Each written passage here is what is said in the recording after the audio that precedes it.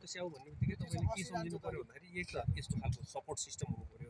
त्यो M9सँग M9को root stock छ तलपट्टि चाहिँ M9को रुट स्टक छ होइन।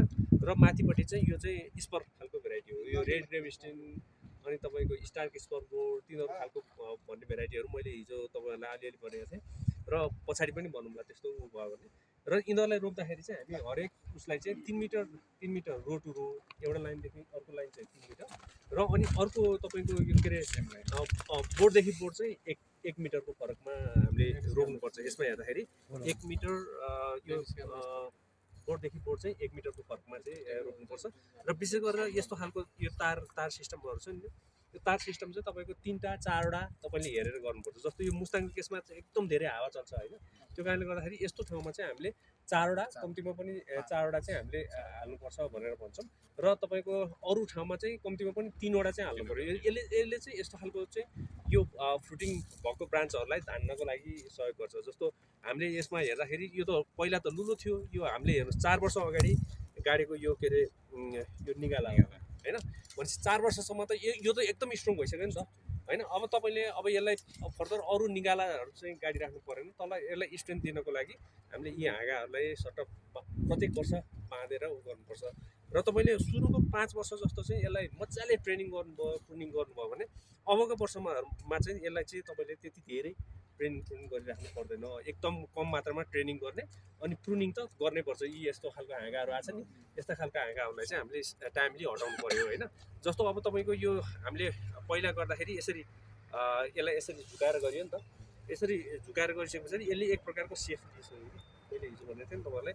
सकेसम्म चाहिँ यो ग्राउन्ड लेभलदेखि चाहिँ यो पर्पेन्डिकुलर हुने गरेर ठ्याक्क समानान्तर हुने गरेर चाहिँ हामीले हाँगाहरूलाई नुगाउनुपर्छ। यसरी नुगाउँदा चाहिँ प्रशस्त मात्रामा यसरी फल्ने बडहरू आउँछ होइन। यसलाई चाहिँ स्पर भन्छ है। यो फल्ने कोपिला फुल लाग्ने कोपिलाहरू हो। यस्तो खालको कोपिलाहरू चाहिँ प्रशस्त मात्रामा आउँछ। र यो कोपिलाहरू कति राख्ने भन्ने कुरा चाहिँ महत्त्वपूर्ण हुन्छ। त्यहाँ आयो भनेर सबै राख्दिनु त त्यो नराख्ने होइन। तपाईँले एकदम हेरेर राख्नु पऱ्यो। जस्तो यस्तो खालको हाँगा छ भने यतिको हाँगाले कतिवटा फल धान्न सक्छ हेर्नुहोस् त। यो त सानो हाँगा छ नि त। सानो हाँगा भयो भने यसले 3टा 4वटा भन्दा फल चाहिँ धान्न सक्दैन भने तपाईँले एउटा फल यहाँ राख्नु सक्नुभयो, यसलाई एउटा यहाँ राख्नुभयो, एउटा यहाँ चाहिँ राख्नु सक्नुभयो, 3टा जस्तो फल राख्नुभयो भने चाहिँ यसले चाहिँ आस्याप यसले धान्छ होइन। र अब यस्तो ठुलो हुँदै गयो भने चाहिँ मैले हिजो तपाईँहरूलाई भनेको थिएँ जस्तो डज कटिङ गरेर नयाँ हाँगाहरू ल्याउनु पऱ्यो। जस्तो हामीले यो चाहिँ डज कटिङ गरेको हेर्नुहोस् त। यो डज कटिङ गऱ्यो, यहाँबाट यो नयाँ हाँगा आयो। अब यो फ्रुटिङ ब्रान्चको रूपमा चाहिँ डेभलप भयो। अब यसबाट धेरै हाँगाहरू राख्ने भने यी हाँगाहरूलाई चाहिँ हटाइदिँदा पनि भयो। अथवा तपाईँले अब यहाँ पाक्लो भयो भने तपाईँले अहिलेकै वर्षमा चाहिँ यो माथिल्लो हाँगालाई पनि हटाइदिन सक्नुहुन्छ। यी मध्येमा चाहिँ सबभन्दा बेस्ट हाँगा कुन छ भनेर हामीले यो हाँगालाई राख्ने। अब यसलाई चाहिँ तपाईँको धागोले चाहिँ सर्लक्क यसलाई चाहिँ बाँध्नुपर्छ। कसरी बाँध्ने धागोले भन्ने कुरा चाहिँ म तपाईँहरूलाई सिकाउँला। र यो हाँगालाई पनि तपाईँको यसलाई पनि हटाइदिँदाखेरि केही फरक पर्दैन है। यो एउटै ठाउँबाट 2टा राख्नु पर्दैन। यसरी हामीले 0 पनि काटिदियो भने चाहिँ यस्तो खालको हाँगालाई चाहिँ हटाउने। र अब यी हाँगाहरू प्रशस्त मात्रामा छन् हेर्नु त। यी ठुल्ठुला हाँगाहरू छ नि, ठुला हाँगा भयो भने के हुन्छ भन्दा तल जति खाद्य तत्त्व हाल्यो त्यो चाहिँ सर्लक्क माथि गएर यसबाट अरू हाँगाहरू फ्रुटिङ हाँगाहरू विकास गर्नुपर्नेमा यस्तो हाँगाहरूमा चाहिँ बाँडिन्छ क्या। त्यो कारणले गर्दाखेरि तपाईँको यस्तो हाँगालाई चाहिँ काट्दै नयाँ हाँगा निकाल्दै गर्ने। यो पनि डजकट गरेको 3 वर्ष अगाडि मात्रै डजकट गरेको हेर्नुहोस् कत्रो भयो होइन। त्यही भएर हामीले हरेक 3-4 वर्षमा चाहिँ यसरी रिन्युअल सिस्टममा गएर यी नयाँ हाँगाहरू निकालेर गर्नुपर्छ।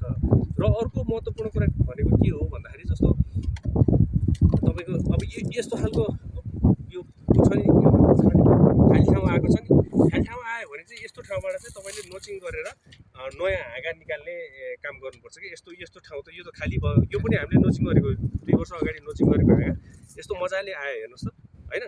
मजाले आयो भनेपछि अब तपाईँले यहाँ पनि यसरी आँखा हेर्नुहोस्। आँखा हेर्दाखेरि यहाँ अन्धा आँखा हुन्छ नि, त्यो पलाउन नसकेको त्यस्तो अन्धा आँखाहरू भएको ठाउँ हेर्नुभयो भने त्यस्तो ठाउँमा चाहिँ हामीले नोचिङ गरिदिने। जस्तै उदाहरणको लागि यहाँ अन्धा हाँगा छ एउटा होइन, बढ छ, यहाँ चाहिँ तपाईँले नोचिङ गरेर यतापट्टि ल्याउन सक्नुहुन्छ। यो पोर्सनमा चाहिँ यहाँ बढ नभएको कारणले गर्दाखेरि यहाँ चाहिँ सकिँदैन। फेरि यहाँ हेर्नुहोस्, यहाँ कुनै पनि आँखा छैन नि त होइन।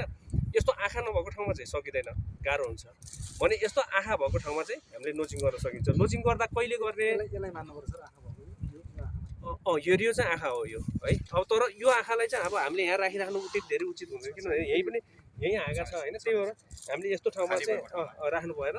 र योभन्दा तलका हाँगाहरू चाहिँ सबै काटेर हटाइदिने हो। यो पहिलो हुन्छ नि, यो चाहिँ लगभग तपाईँको 2 फिट जस्तो 60 सेन्टिमिटर जस्तोमा राख्ने हो। यो अलिकति माथिपट्टि छ, तर यो 60 सेन्टिमिटर जस्तोमा राख्यो भने चाहिँ तपाईँले त्यहाँभन्दा माथिका ब्रान्चहरूलाई चाहिँ राख्नु पऱ्यो होइन। त्यस्तो ब्रान्चहरूलाई चाहिँ राखेर गर्नु पऱ्यो। र नोचिङ गर्दाखेरि चाहिँ तपाईँको यो ठ्याक्क कहिलेतिर गर्ने भन्दाखेरि तपाईँको यो फुल्नु भन्दा जस्ट 2 हप्तादेखि 3 हप्ता अगाडि भनेको। जस्तै यहाँको केसमा हेर्ने हो भने यो वैशाखको पहिलो हप्तामा यहाँ फुल फुल्छ यो मजाले। अहिले आइरहेको भेराइटीहरू फरक भयो भने चाहिँ कुनैमा फरक हुनसक्छ, नत्र भने तपाईँको प्रायः जस्तो वैशाखको फर्स्ट विकमा गर्छ भने हामी चैतको 15सम्ममा चाहिँ हामीले यहाँ नोचिङ गरिसक्छौँ क्या। यहाँ चैतको 15मा गऱ्यो भने प्रशस्त मात्रा, मैले भने नि त यो पनि नोचिङ गरेर आएको हाँगा हो होइन। यस्ता खालको हाँगाहरू प्रशस्त देखिन्छ। तपाईँले यताबाट अहिले हामी सबै हेरौँला होइन। हेर्दाखेरि चाहिँ तपाईँको त्यो हाँगाहरू कसरी आयो भनेर हामी हेर्न सकिन्छ।